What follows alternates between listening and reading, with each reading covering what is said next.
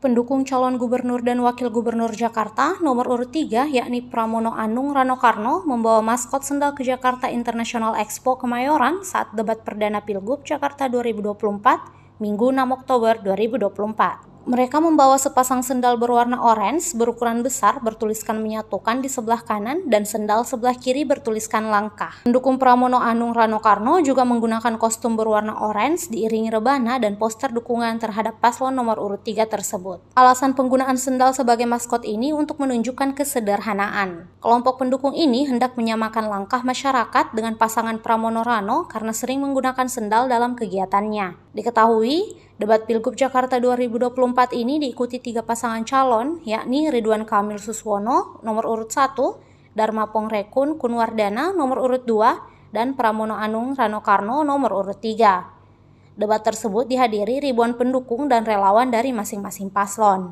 Download Tribun X sekarang, menghadirkan lokal menjadi Indonesia.